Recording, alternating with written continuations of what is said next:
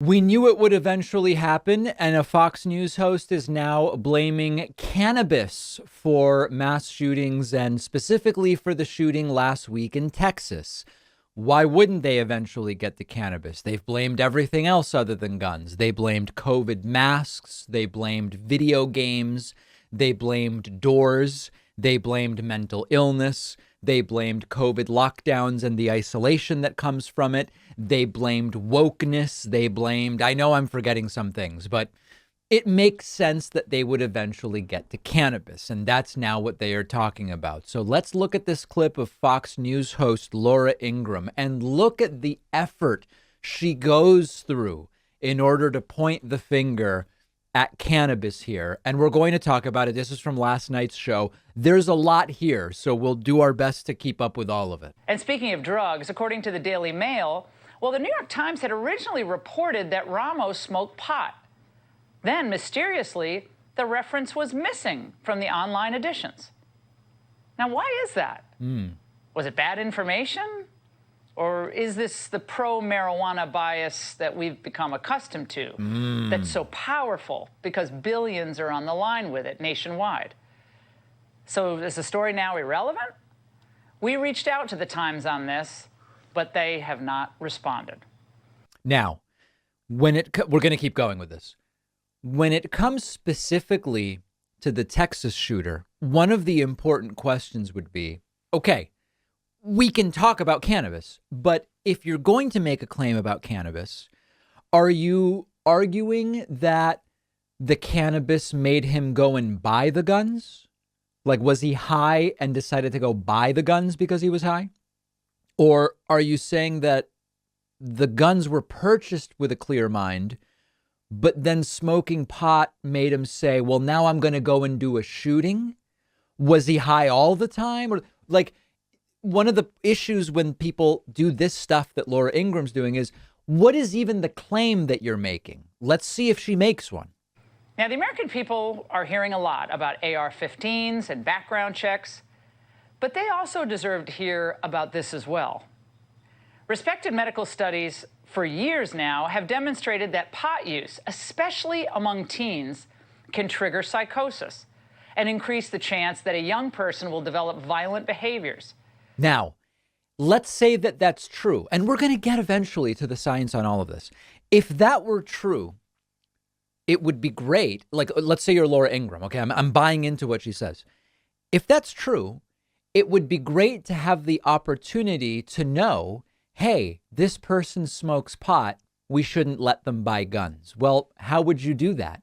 One way would be to have an initial and periodic mental health evaluation, and during which people are asked about drug use, and requiring for people under age 25 who want to buy firearms, requiring letters of sort of recommendation, as it were, from adults in the community.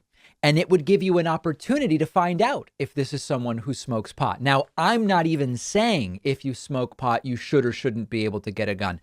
I'm merely saying if her concern is that people who smoke pot not be allowed to have guns, then why not put in some of the systems I mentioned last week to allow us to figure that out? Well, but she's against that. So even this is not something they are genuinely committed to. But let's continue. The Association of Mature American Citizens writes, a 2017 study identified marijuana as the single most common correlative variable in otherwise diverse populations and circumstances surrounding the association of violence and marijuana. Now, correlative is an important word because, as we know, correlations and causations are two different things, but we'll get back to that. Reported links exist to shooters in Parkland, El Paso, Dayton, Aurora, Colorado, Tucson, Chattanooga, Sacramento, and perhaps elsewhere.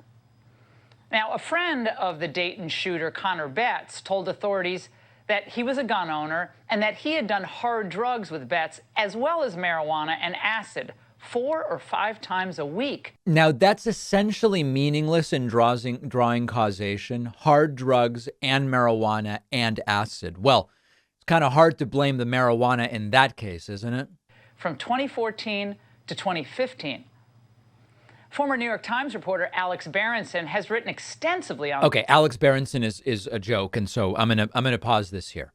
So this is actually really tricky because there are actually two questions. The first question is, physiologically, does using cannabis make people more violent, either while they are under the influence or in a future moment, even when not actively under the influence? So there's a physiological question.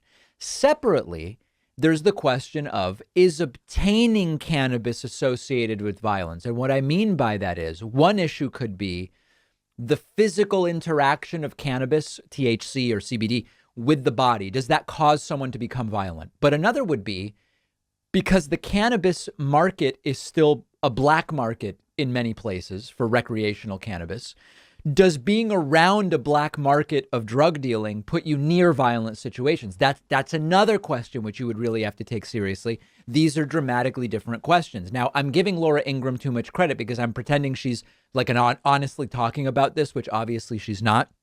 Ingraham cites a piece by the Association of Mature American Citizens. That's just a right-wing lobby. They don't do it. It's just an advocacy group. That's a right-wing group.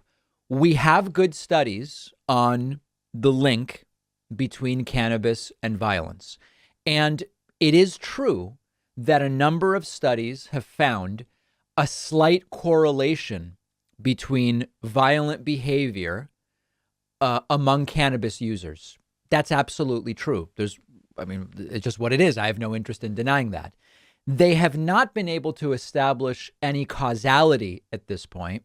And additionally, it hasn't been established that cannabis makes people not predisposed to violence any more violent. And that's a critical thing.